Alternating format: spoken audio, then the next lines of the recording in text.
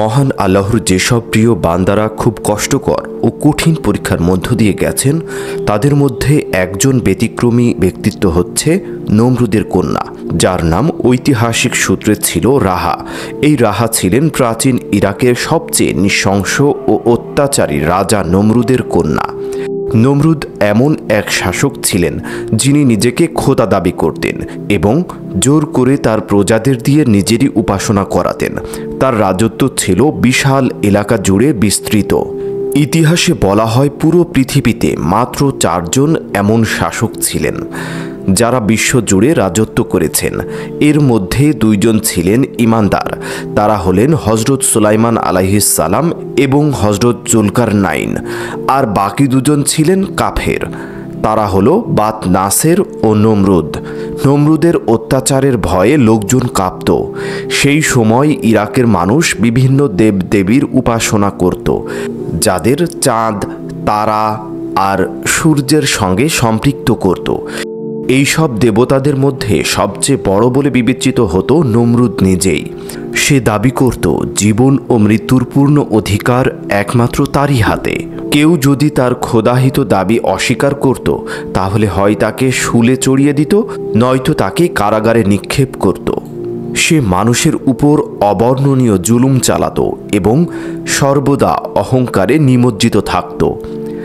এই অত্যাচার ও ভ্রান্ত আকিদা সংশোধনের জন্য আল্লাহ তাআলা হজরত ইব্রাহিম আলাইহিস সালামকে প্রেরণ করেন। তখনকার সমাজে মানুষ নিজের হাতে পাথরের মূর্তি বানিয়ে শহরের প্রতিটি স্থানে সেই মূর্তি উপাসনা করত। একদিন হজরত ইব্রাহিম আলাইহিস সালাম শহরের সবচেয়ে বড় মন্দিরে প্রবেশ করেন। তিনি সেখানে থাকা সব মূর্তি ভেঙে ফেলেন, কেবল সবচেয়ে বড় মূর্তিটিকে অক্ষত রাখেন এবং একটি কুড়াল সেই বড় মূর্তিটির গলায় ঝুলিয়ে দেন। এই ঘটনা ছিল সত্য ও বাতিলের মধ্যে এক স্পষ্ট ঘোষণা। এক খোদা, এক সৃষ্টিকর্তা আল্লাহ ছাড়া আর কেউ উপাসনার যোগ্য নয়।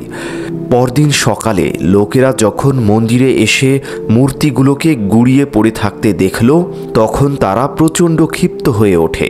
তারা নমরুদকে গিয়ে জানালো যে এই ধৃষ্টতা কেবল এক ব্যক্তি করতে পারে, যে আমাদের দেবদেবীর অপমান করে এবং নমরুদকেও খোদা মানতে অস্বীকার করে।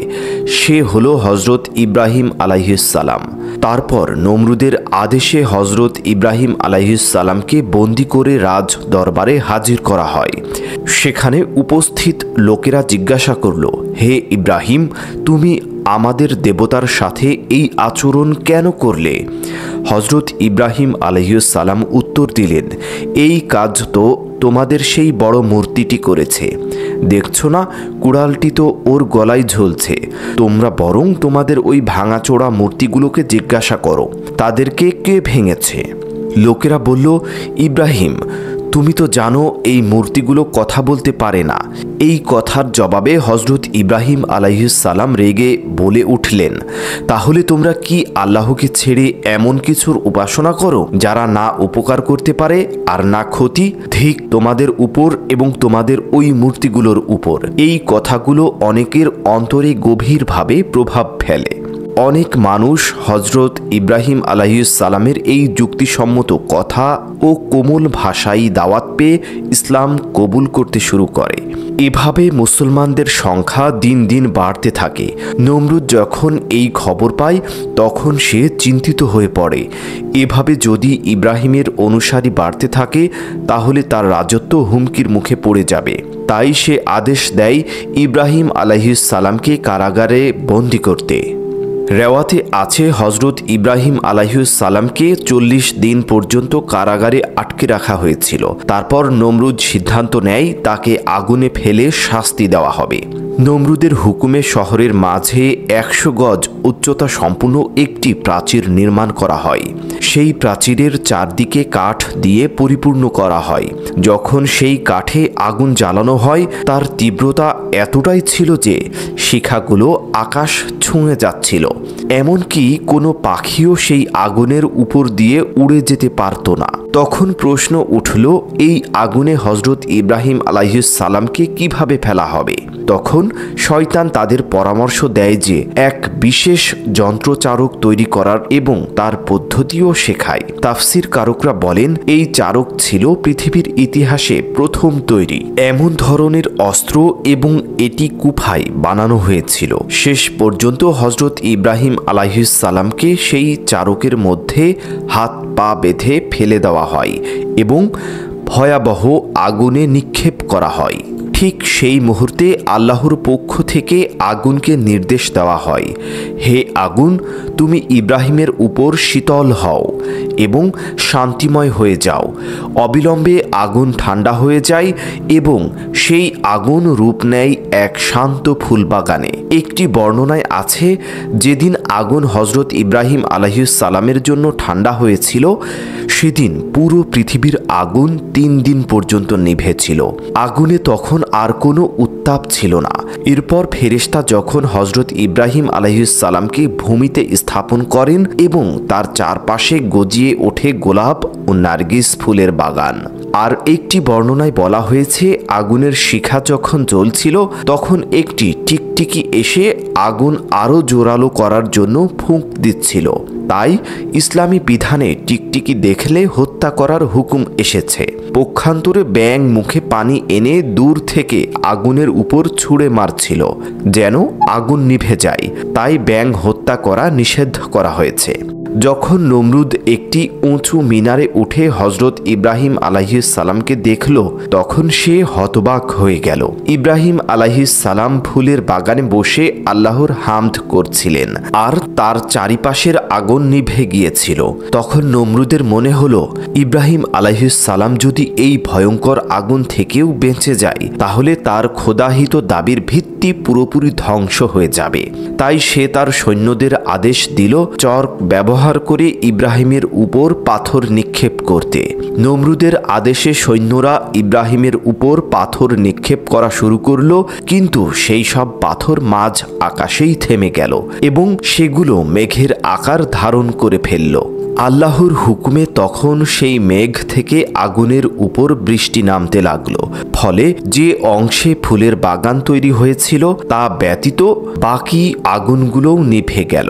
একটি বর্ণনা অনুযায়ী নমরুদের একটি মাত্র কন্যা ছিল, যার নাম বিভিন্ন ঐতিহাসিক সূত্রে উল্লেখ করা হয়েছে। ইসলামী বর্ণনায় তার নাম রাহা বা সাক্কা উল্লেখ করা হয়েছে, আর প্রাচীন বাবেলি ইতিহাসে তার নাম ছিল আজুর। রাহা ছিলেন সেই সময়ের এক রাজকুমারী, যিনি জগতের সমস্ত বিলাস বৈভবের মধ্যে বড় হয়েছেন। নমরুদের এই কন্যা তার সৌন্দর্য ও প্রজ্ঞার জন্য বিখ্যাত ছিলেন। যদিও তিনি নমরুদের কন্যা ছিলেন, তবুও তিনি তার পিতার জুলুম এবং খোদাহিত দাবিতে সন্তুষ্ট ছিলেন না। তার অন্তর মানবিক অনুভূতির জন্য ব্যাকুল ছিল। তার মনে পিতার শাসন এবং অত্যাচারের প্রতি এক ধরনের বিরক্তি ও বিদ্বেষ জন্মেছিল। জীবনে এমন বহু ঘটনা সে প্রত্যক্ষ করেছিল যা তাকে নমরুদের শাসনের প্রতি অনাস্থাবান করে তোলে, কিন্তু সে চুপচাপ থাকত, কখনোই তার পিতার বিরুদ্ধে কোনো প্রতিবাদ করত না বা সাহস করে প্রকাশ্যে কিছু বলতো না। কিন্তু তার অন্তরে সবসময় এক শূন্যতা বিরাজ করত, যা কোনো দুনিয়ার সম্পদ পূরণ করতে পারত না। সে সর্বদা এক সত্যিকারের স্রষ্টা সম্পর্কে চিন্তা করত, ভাবত কোন শক্তি তার অন্তরে প্রশান্তি এনে দিতে পারে। যেদিন হজরত ইব্রাহিম আলাইহিস সালাম নমরুদের দরবারে উপস্থিত হয়ে সত্যের বাণী প্রচার করছিলেন, নমরুদের কন্যাও তখন সেই সভায় উপস্থিত ছিল। ইব্রাহিম আলাইহিস সালামের বাণী তার হৃদয় ছুঁয়ে যায় এবং নমরুদের জুলুমের মাঝেও এটি তার জন্য হেদায়েতের আলোক রেখা হয়ে ওঠে। সেই প্রথম তার অন্তরে আল্লাহর প্রতি ঈমানের আলো জ্বলে ওঠে এবং সে সত্যিকারের প্রশান্তি অনুভব করতে শুরু করে। একদিন যখন সে দেখল হজরত ইব্রাহিম আলাইহিস সালামকে আগুনে ফেলা হচ্ছে, তখন তার অন্তর আল্লাহর প্রেম ও ঈমানের দ্বারা আলোড়িত হয়ে ওঠে। সে তার পিতার কাছে মিনারে যাওয়ার অনুমতি চায়, যেন সেখান থেকে ইব্রাহিম আলাইহিস সালামকে দেখতে পারে। নমরুদ তাকে এই অনুমতি দিয়ে দেয়। নমরুদের কন্যা সেই উঁচু মিনারে দাঁড়িয়েছিলেন এবং হঠাৎ করে বলে উঠলেন, হে ইব্রাহিম, আমি তোমার একক ও অদ্বিতীয় প্রভুর উপর ঈমান এনেছি। নমরুদ যখন তার কন্যার এই আচরণ সম্পর্কে জানতে পারল, তখন সে রাগে অগ্নিশর্মা হয়ে উঠল। সে ক্রোধে ফেটে পড়ল, বলে উঠল, তুমি ইব্রাহিমের দিন ত্যাগ করো, নইলে আমি তোমার উপর কঠিন শাস্তি প্রয়োগ করব। কিন্তু আল্লাহর ভালোবাসা নমরুদের কন্যা অন্তর থেকে সমস্ত ভয় মুছে দিয়েছিল। সে সিদ্ধান্ত নিয়ে ফেলল যে যত কষ্ট ও যন্ত্রণা আসুক না কেন, সে আল্লাহর পথেই থাকবে। যখন নমরুদ বুঝতে পারল তার কন্যা কোনোভাবেই মত বদলাবে না, তখন সে নিজ কন্যাকে জল্লাদদের হাতে তুলে দিল। জল্লাদরা নমরুদের কন্যাকে রোদে ঝুলিয়ে রাখল এবং তার হাতের তালুতে পেরেক ঠুকে দিল। সেই কষ্টের মুহূর্তে নমরুদের কন্যা তার রবের দিকে ফিরে চিৎকার করে ডাক দিল। তখন আল্লাহ তাআলা জিব্রাইল আলাইহিস সালামকে আদেশ দিলেন, আমার এই বান্দিকে নিরাপদে ইব্রাহিমের কাছে পৌঁছে দাও। অতঃপর জিব্রাইল আলাইহিস সালাম নমরুদের কন্যাকে ইব্রাহিম আলাইহিস সালামের কাছে পৌঁছে দেন। এরপর ইব্রাহিম আলাইহিস সালাম তার পরিবার ও নমরুদের কন্যাকে নিয়ে বাবেল শহর ত্যাগ করে কেনানে হিজরত করেন। সেখানে গিয়ে হজরত ইব্রাহিম আলাইহিস সালাম ব্যবসা শুরু করেন এবং তার দাসী কাতারার একটি পুত্র ছিল যার নাম ছিল মাদিয়ান। এই মাদিয়ানের সঙ্গে নমরুদের কন্যার বিবাহ দেওয়া হয়। তার বংশধররা পরে ব্যাপকভাবে বিস্তৃত হয় এবং তাদেরকে বান কাতরা বলা হয়। এই বংশ থেকে বহু নবী প্রেরিত হয়েছেন। সুপ্রিয় দর্শক মণ্ডলী, আজকের ভিডিওটা এই পর্যন্তই। দেখা হবে আবার পরের কোনো ভিডিওতে। ততক্ষণ পর্যন্ত সবাই অনেক ভালো এবং সুস্থ থাকবেন। আর আরও এমন আকর্ষণীয় ইসলামিক ভিডিও পেতে চাইলে চ্যানেলটি অবশ্যই সাবস্ক্রাইব করবেন এবং ভিডিওটি শেয়ার করে সবাইকে এই চমকপ্রদ ইসলামিক কাহিনীটি জানার সুযোগ করে দিন। ধন্যবাদ।